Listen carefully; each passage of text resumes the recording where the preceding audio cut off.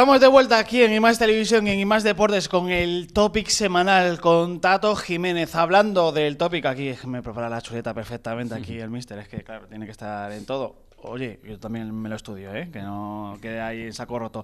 Entrenador como gestor de equipos, entrenamiento y competición es el topic de esta semana que ha elegido Tato Jiménez. Ya saben, está con nosotros también Alicia Calahorra para hablar de esta mezcla entre ser un entrenador y ser psicólogo, porque aunque cada vez más el entrenador debe ser más multifacético, no sé si la palabra está bien dicha, pero tiene que saber de todo un poco, preparación física, gestor de equipos, psicólogo, pero claro, cada uno tiene nuestra parcela, el psicólogo es el psicólogo y el entrenador es el entrenador, Tato. Sí. Bueno, pues la verdad es que estamos en un mundo donde el entrenador se le exige mucho, estamos viendo como en la misma tercera división, en cuanto hay una racha negativa, el primero que sale despedido es el entrenador. Si algo le falta al entrenador es tiempo. Por desgracia, en la actualidad ahora mismo el entrenador tiene tantas competencias que, como bien has descrito, tiene que saber de todo. El problema está en delimitar las parcelas, que a veces cuesta. Y sobre todo, una de las cosas más importantes es saber qué es lo que tiene que gestionar el entrenador y hasta dónde puede llegar y dónde, a partir de lo que él sabe y lo que él puede conocer, tiene que intentar rodearse de gente que le puedan aportar soluciones a los problemas. Es muy difícil saber de todo. Hay sabios que sí, y hemos visto a lo largo de los años que hay gente que sabe mucho y mucho de todo, pero hoy en día... Es imposible, Tato. Yo soy entrenador, tú eres entrenador, yo no quiero saber de todo. A mí me puede interesar la preparación física, pero no voy a saber tanto como tú. Me gusta gestionar un equipo, pero no voy a saber tanto como Alicia nunca. Eso es imposible. Bueno, a ver, al final la experiencia y lo que estudies y lo que vayas incorporando, que es una de las cosas que tenemos que describir aquí, es que el entrenador tiene que incorporar conocimientos a él mismo, porque al final él está solo y al final todas las respuestas a los problemas se le piden al entrenador.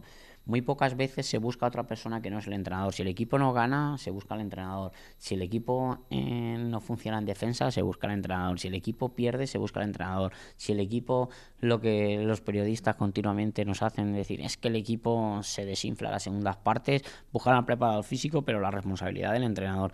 Al final el entrenador tiene que convivir con toda esa dirección de entrenamiento y competición y bueno, y luego tiene que establecer cómo van a ser las dinámicas de trabajo para que, ya que la responsabilidad recae sobre él, pues bueno, él tiene que ser conocedor y sabedor de todo lo que acontece dentro de la práctica y del entrenamiento del fútbol. ¿Qué pasa? Que la gestión de un club no solamente depende del entrenador, tienes diferentes eslabones. A veces el director deportivo puede o no puede estar en consonancia, a veces el presidente puede o no puede estar. Hay tantas cosas que a veces hay demasiadas variables dentro del mundo del fútbol que se nos escapan. Por eso el fútbol es un deporte tan bonito y tan injusto, tan ¿no? injusto y tan dinámico. A veces entras en una racha negativa y nadie explica el porqué, y entras en una racha positiva viniendo haciendo lo mismo, y es muy difícil describir el porqué. Máxime en categorías donde no tenemos altos índices de análisis del rendimiento de los jugadores, sino que participamos concretamente en aspectos observacionales. Y de ahí los psicólogos siempre pueden darle grandes feedback a los entrenadores, porque aspectos conductuales del juego que a lo mejor se le escapan al entrenador, porque los entrenadores estamos obsesionados, yo por ejemplo, en aspectos tácticos del juego, pues bueno, a veces necesitas otras opiniones de gente que hace un trabajo más observacional de cara a lo que pueda estar sucediendo en el juego, y esa ayuda te puede llevar a encontrar la resolución de varios problemas. Pues ya que estamos aquí en el patio de Víctor Puerto, pasaré los trastos, como se suele decir en el mundo del toreo, a Alicia Calahorra. Bienvenida a IMAX Deportes una vez más. Muy importante lo que dice Tato, de la competencia de un entrenador tiene que saber, ahora, de todo, te enseñan para saber un poco de todo en el curso de entrenador, pero claro, hay algunas partes en las que no llega, es imposible. Así es, bueno, primero muchas gracias por invitarme una vez más, y es cierto que una de las principales competencias que, como mencionas, tiene que desarrollar un entrenador es la gestión eficaz del equipo. Entonces creo que una de las áreas fundamentales en las que la psicología interviene a nivel deportivo es en el entrenamiento del entrenador. ¿En qué facetas? Concretamente, por ejemplo, en gestión de conflictos, en gestión de frustraciones, en gestión de la organización del equipo, en gestión de la adquisición de roles por parte de los jugadores, incluso en gestión de los propios logros o de las propias victorias. Porque es muy necesario poder ir dando esos toques, esa información, esa aportación al jugador de una forma eficaz si realmente queremos conseguir resultados óptimos. Ya paso a la segunda parte, si quieres contestar tú primero. ¿Dónde puede intervenir un entrenador en este mundo de tan polifacético, tan multifuncional, no me sale la palabra, en el que todo tiene que saber de todo?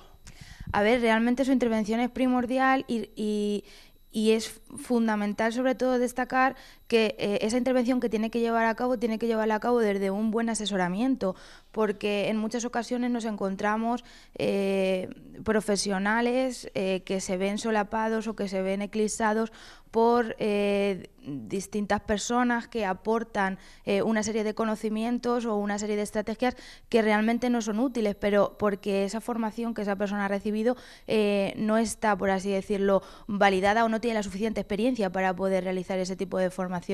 Dicho esto, creo que desde el ámbito de la psicología una de las principales aportaciones, como te decía, que se puede realizar al entrenador para que sea más competente y para que pueda desarrollar ciertas habilidades, se encamina hacia el entrenamiento de estrategias como por ejemplo de programación neurolingüística, estrategias de coaching, estrategias de terapia de tercera generación que estuvimos hablando en el anterior programa al que asistí, también de gestión de emociones. Entonces considero, como te digo, primordial el hecho de que exactamente se sepa lo que se va a trabajar con el entrenador, porque es cierto que no puede manejar todas las áreas y de hecho el simple hecho de intentarlo resultaría para él una situación de presión o una situación de conflicto. Por lo tanto, esa formación es importantísima que sea que venga dada por un profesional y, como te comento, creo que podría formarse perfectamente para ser capaz de llevar a cabo este tipo de estrategias con su equipo. Tato. Bueno, pues bueno, Alicia nos habla un poco desde una posición diferente, por ello ella es psicóloga y siempre será un complemento al entrenador. Dentro de los cuerpos técnicos, la figura del entrenador, y máxime, por ejemplo, la Premier League, son managers que manejan todo, es decir, tienen potestad para destituir a los servicios médicos, tienen potestad para cambiar al cualquier organigrama dentro del aspecto deportivo, por supuesto, no hablo a nivel de gestión ni nada a nivel de economía ni nada de eso, sino que ellos tienen un presupuesto y tienen, digamos, unas concepciones y a partir de ahí, pues bueno, ellos intentan gestionar toda la parcela, como hemos dicho, tanto del entrenamiento como de la competición, es decir, todo su grupo de trabajo y sus jugadores tienen capacidad sobre ella. Bueno, como entrenador, pues una de las primeras cosas que tiene que mostrar es su filosofía. Es decir, el entrenador, cuando llega a un club, lo primero que tiene que explicar a sus jugadores cuál es su filosofía de vida y a partir de ahí es cómo es su modelo de juego. ¿Qué pasa? Te voy a hacer una pregunta respecto a eso. Todo el mundo dice que los entrenadores debemos... lo diré, me sale. No debemos adaptar a los jugadores que tenemos para el sistema, pero cada entrenador que llega a un equipo pide un jugador que le gusta, con lo cual ya está más o menos orientando al jugador que le gusta el sistema que a él más le gusta, ¿no? A ver, eso es una dicotomía. Para empezar, yo como no entiendo bien el tema de los sistemas, yo entiendo más el tema Ya estamos. Entiendo más el tema del modelo de juego. La diferencia entre jugar un 4-3-3 con un 4-2-3-1, realmente cuando hay lances del juego habría que ver si hay una realidad real, no solamente una realidad esquemática, porque a veces los jugadores les vas pidiendo cosas que te hagan, que se descuelguen, que no bajan, que sube, que pisa área, en fin. Por eso todo va a influir tanto en el modelo de juego. No sé qué es un entrenador estanco que diga, yo quiero un 4-3-3, el pivote es pivote, no puede moverse de ahí. El medio centro creativo o del medio avanzado solamente puede hacer esto. El extremo que juega como delantero derecho, delantero izquierdo, quiero que sea vertical. En fin, más que un sistema es un modelo. Realmente, yo cuando llego a un club, por ejemplo, hablo de mí de mi perspectiva. Yo lo primero cuando hago un club es que siempre pido participación en la confección de la plantilla. ¿Por qué? Porque al final la responsabilidad cuando el equipo no va sobre quién recae, sobre el entrenador. Es decir, yo siempre intento poner dos principios del juego, que quien me conoce ya lo sabe. Uno es el pressing tras pérdida porque me encanta, y otro es pues intentar hacer el juego canalizar la bola con transiciones rápidas. ¿Por qué? Porque para mí es muy eficaz. Si no puedo jugar por dentro, intento jugar por fuera. Para eso, como tú me dices y me tiras todos los días, me gusta Christopher porque es un jugador que lo veo vertical. Me gusta el jugador que acaban de expulsar del Almagro, ¿no? Del Ciudad Real. Del Ciudad Real. Iván Murillo. Entonces, ese tipo de jugadores me gusta. ¿Por qué? Porque son verticales. Me gusta Ángel Luis, el del Madridejos, también, porque son jugadores. Me gusta Martín. En fin, determinados jugadores que me dan que nos debíamos, que nos dan ese tipo de acciones que te hacen ser diferentes. Entonces creo que te respondo rápido. La pregunta es que yo creo que yo me adapto, pero siempre voy a poner mi modelo de juego. Vale. Dentro de otras cosas, otras competencias que tenemos que tener los entrenadores es saber comunicar. Al final tú puedes saber mucho, pero si no llegas al jugador te quedas en mitad del camino. Saber comunicar no es tan fácil, no es tan sencillo, porque el jugador, hay muy poco jugador que piense que alguna acción la está haciendo mal. Es casi imposible que te lo reconozca. Habrá alguno que sí, pero en su gran mayoría, por mi experiencia, él lo ha hecho bien, ha sido el compañero. Entonces, bueno, el saber comunicar es otra de las claves de las competencias, y luego, sobre todo, dar esa información y saber cuándo hay que darla. Luego, una de las cosas que es muy importante es saber observar. Si tú no sabes observar, no entiendes el juego. Si no entiendes el juego, poco vas a poder hacer para intentar pues cerrar una banda, cerrar por otro lado, intentar crear superiores numéricas en zona de creación. Yo tengo que aprender a saber observar. Pues bueno, estás en ello, te estás formando y esperemos que seas un entrenador con una gran proyección. Oye, esperemos. Sigue. Capacidad de liderazgo. Al final, el liderazgo, Alicia luego, cuando yo acabe la intervención, nos puede ayudar. Al final, el liderazgo es una palabra muy de moda que se utiliza en cualquier mundo. Y yo te puedo contestar de eso de mil maneras diferentes. Para mí, el liderazgo como entrenador es saber influir en los jugadores. Es que en lo que yo creo, que los jugadores crean. Es decir, que me sigan y que crean en lo que yo estoy diciendo, no por el mero hecho de ser el entrenador o ser el director técnico del equipo, sino porque realmente ellos están convencidos de lo que yo digo es la realidad. Para que los jugadores crean, tú le tienes que demostrar que el Tomelloso juega así, así, así, y eso se puede combatir o neutralizar de esta manera. Si el entrenador no trabaja sobre eso, es casi imposible que el jugador te pueda seguir y pueda influir, porque al final, si tú entrenas fútbol, claro, pero tú lo que tienes que hacer es entrenar para ganar. El fútbol consiste en ganar, sobre todo cuando estás a cierto nivel. Porque como hemos visto, si en 4 o 5 partidos no ganas, ¿qué pasa? Dudas y al final el que sale es el entrenador. Y luego también un poquito tenemos que entrenarnos a nivel conductual, que también Alicia ahora nos ayudará en esto. A nivel conductual, ¿qué es lo que tenemos que hacer los entrenadores? ¿Cómo vamos a reforzar a los jugadores? O si en algún caso hay que castigar. Yo soy más de refuerzo que de castigo. No me gusta intentar decirle a un jugador, es que cada vez que te llega el balón al centro del campo la pierdes, porque al final cuando le llegue el balón la va a volver a perder, porque siempre mi dirección hacia él es negativa. Oye, es que cada vez que te llega al centro del campo la pierdes, y el jugador antes de recibir el balón le va y la primera, la voy a perder. Entonces yo soy más de refuerzos, intento decirle, pues mira, la verdad que me ha gustado cómo has estado y tal. Cómo has estado, al final no ha salido la jugada que más o menos teníamos pensado en esta zona, pero oye, creo que cada vez te encuentro más seguro. Le estás empatía se le llama, ¿no? Pues sí, la verdad que sí. Y luego también un poco las vías de comunicación. Hay jugadores que puedes ir directamente a ellos, hay jugadores que tienes que utilizar al veterano para transmitirle el mensaje y luego llevarle tú. En fin, tienes que ser conocedor del grupo, del equipo en donde estés. Avancemos. Segunda parte, ¿dónde puede intervenir más el entrenador? A ver, el entrenador tiene 3 competencias claras y donde más va a influir. Una es en el entrenamiento, porque al final uno tiene que jugar. ¿Dónde más? ¿Al 80%? Claro, uno tiene que jugar, ¿no? Y para jugar tiene que entrenar, y para rendir tienes que entrenar. A veces puedes dejar todo, digamos, un poquito a la deriva y puedes ganar, pero al final eso es finito. ¿Por qué? Porque tú, si dejas todo al azar, al final el azar se vuelve en tu contra. Por lo tanto, una de las claves que tenemos ahora mismo los entrenadores y donde más fuertes tenemos que ser es entrenando. Otra de las cosas, la competición. ¿Qué pasa en la competición? Seguramente cada uno tengamos una opinión sobre lo que pasa en la tercera división, en la segunda B, en la segunda y en la primera. Pero bueno, en la primera, que es los mayores seguidores de fútbol, cada vez que vemos un entrenador durante la competición, la dirección de partidos, no todos los entrenadores son igual. Emery gesticula mucho, Zidane apenas gesticula, Guardiola gesticula y dirige. En fin, Bielsa se da 300 paseos, Lillo lo mismo, se gira.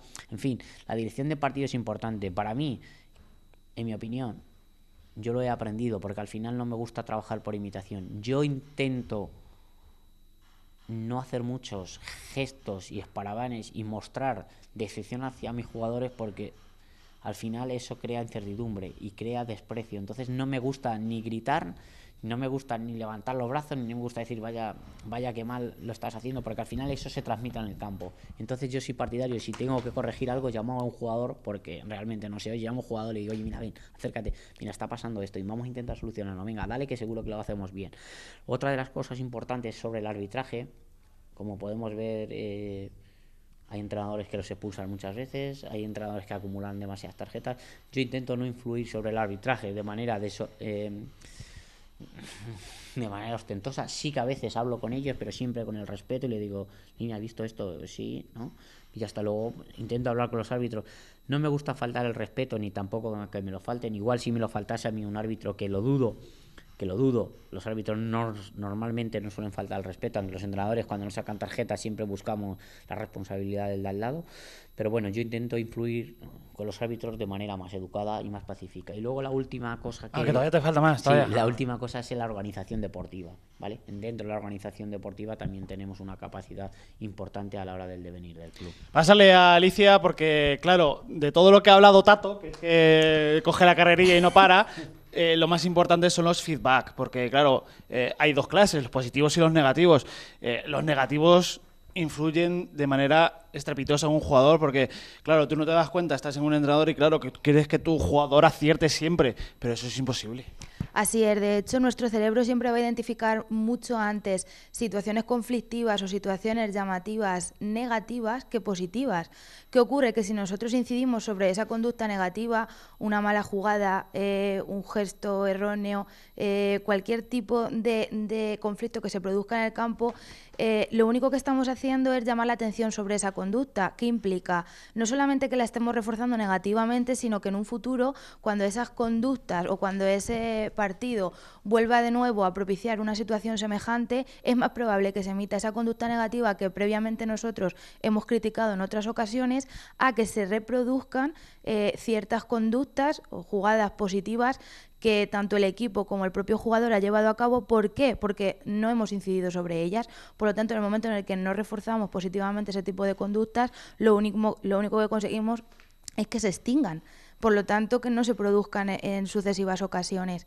Quería también comentar brevemente de las 4 áreas que ha comentado Tato, 3 de ellas. Una de ellas es el entrenamiento. Como bien dice, esas capacidades que nosotros tenemos que conseguir que un entrenador desarrolle. Ha mencionado el liderazgo. El liderazgo yo lo entiendo como un punto central en cuanto a que el entrenador siempre tiene que dar lo mejor de sí, siempre tiene que acompañar al equipo y tiene que ser una persona muy humilde. Eso destacar del liderazgo. En cuanto a otras capacidades, habilidades sociales y de comunicación, mostrando asertividad en todo momento. Y por último, motivación. ¿A qué me refiero con motivación?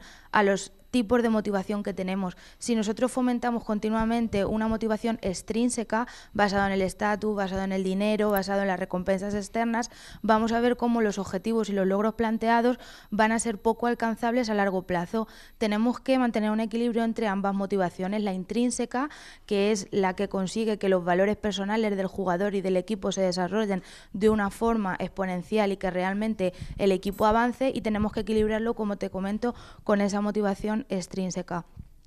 Y por último, en cuanto a la competición, que era una de las áreas, y la organización, que también mencionaba, aparte de gestionar esa organización, porque cualquier segundo puede ser crucial para delimitar el resultado del partido, también es muy importante en esa organización tener en cuenta no dar excesiva responsabilidad a una serie de jugadores y quitar responsabilidad de otros. Y por último, en cuanto a la competición, que lo hablábamos también anteriormente, ser capaz de gestionar esa frustración, esa tensión, esa ansiedad que en muchas ocasiones se produce. Vamos a hacer el 3 y el 4, si no te importa, en uno, porque claro, a todo entrenador nos importa que hacer grupos dinámicos y eficaces, pero claro, se necesitan cositas, mister. Pues sí, al final hay muchas frases construidas y muchas palabras que las cogemos de otras áreas, que todo yo creo que estamos cogiendo los entrenadores proviene de la psicología. De ahí que a veces confundamos términos porque no somos especialistas en ellos. Yo intento formarme con Alicia y con mi formación académica, pero al final siempre necesitas apoyo, porque continuamente al entrenador se le juzga, por ejemplo, por poner una palabra, cohesión de grupo, que al final es un concepto y queda bonito. Es que voy a hacer unos entrenamientos para intentar cohesionar a mi equipo. Realmente cuando empiezas a perder no hay tiempo. No hay tiempo. Porque al final el jugador cuando pierde, él nunca va a ser responsable. Y al entrenador se le va a juzgar. Es que parece ser que los jugadores no están con el entrenador.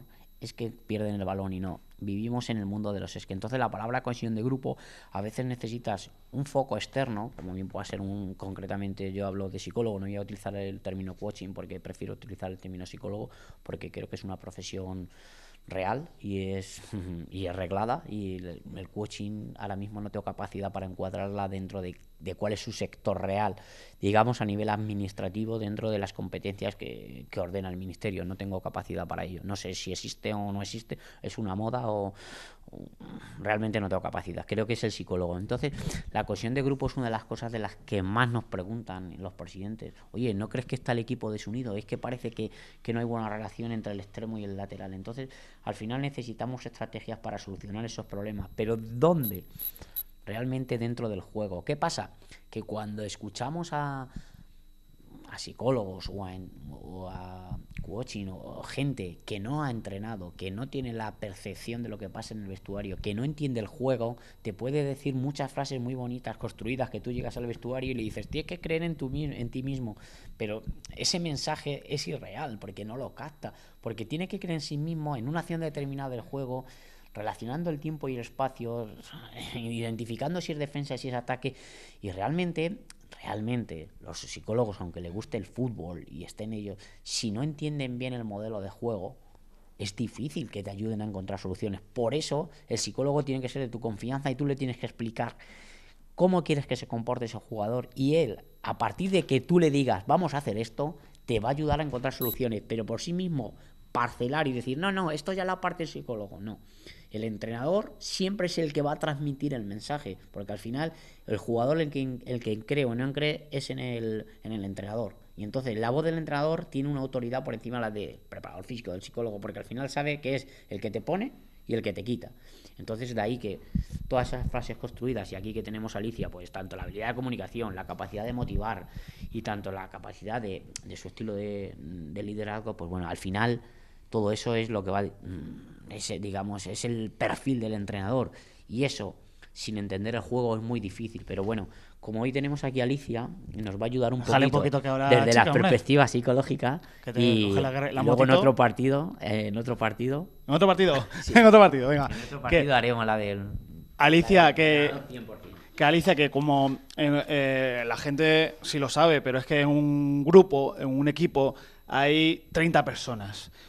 Hay 10 que a lo mejor son íntimos amigos, pero es que los 30 es muy complicado que sean íntimos amigos. Eso de la palabra clave. Hemos ascendido porque hemos sido una familia. Bueno, sí, porque todos van a una, es un equipo, pero eso es de base, eso se entiende de por sí, va intrínseco con ser un equipo. Otra cosa es que cada uno, el portero tenga que ser obligatoriamente amigo del extremo derecho, por poner así un ejemplo. Por eso creo que es muy importante definir los roles principales de cada uno de los jugadores del equipo, evaluar la personalidad de cada uno de ellos y adaptar. En muchísimas ocasiones el objetivo y el secreto es adaptar. Si tú adaptas lo que tú quieres conseguir, si tú quieres lograr una buena cohesión grupal o un trabajo en equipo eficaz, realmente tú tienes que adaptar a la personalidad de esos jugadores. ¿Cómo lo hacemos? Una de las principales estrategias para adaptarnos es mediante el role-playing. muchas de las situaciones con las que nosotros entrenamos, diversas dinámicas, que en muchas ocasiones se desarrollan, se llevan a cabo siempre partiendo de la base no solamente de lograr una buena cohesión y un buen trabajo grupal, sino de representar ciertas situaciones que posteriormente en el campo o se van a dar o simplemente ese compañerismo, esa ayuda, esa cooperación por sí solas, esos valores que trabajamos van a ayudar y van a fomentar que ese partido, o simplemente no un partido solamente, sino que ese entrenamiento se lleve a cabo de una forma mucho más eficaz. Alicia, muchas gracias por estar con nosotros. Esta es tu casa siempre para este mundo tan amplio de la psicología, en el que nosotros los entrenadores, ya sabes, con vídeos motivacionales, con las charlas estas prepartido, que nos creemos que somos los mejores psicólogos, los mejores motivadores del mundo, pues con vuestra ayuda iríamos mucho mejor, pero claro, nos creemos que sabemos de todo. Tato, cuéntame, ¿qué nos traes la semana que viene? Porque nos traes otro invitado, otro tercer invitado también, ¿no? Pues sí, vamos a traer un tema completamente diferente. Nos vamos a centrar un poquito en la eficiencia del entrenador. Lamentablemente nos vamos a centrar ya en la élite porque los datos son de la élite. Vamos a ver cómo son deficientes nuestros compañeros que están en primera división, los entrenadores, y tenemos que ver cómo el no estar bien asesorado desde el punto de vista cuantitativo, es decir, qué está haciendo ese entrenador respecto a los datos que hay, a veces nos lleva a tomar decisiones erróneas y en contra de nuestro propio equipo. Entonces tendremos al doctor Julio del Corral, que es profesor de la amigo, compañero, y estoy haciendo con él un estudio. Es profesor de la facultad de la Universidad de Castilla-La Mancha, concretamente la Facultad de Empresariales, y bueno, y él es el profesor de Economía del Deporte. Como decía un anuncio muy antiguo, el algodón no engaña, los números no engañan, ¿no? Sí. Escuché a un economista de una gran empresa que hay en Socuellamos, que aprovecho, sé que nos ve, para saludarle. Él sabe quién es. Él sabe quién es, no vamos a hacer publicidad, pero bueno, podríamos hacerla. Él me dijo que el número informa. El número informa. Luego el hombre actúa, ¿no? Exactamente. Que esto ha sido este topic semanal, esta sesión con el que coge la moto y no para de hablar, con Tato Jiménez, que yo le agradezco mucho que esté aquí con nosotros, que sonrían, sean muy felices y disfruten del fútbol y disfruten de la vida. Hasta luego.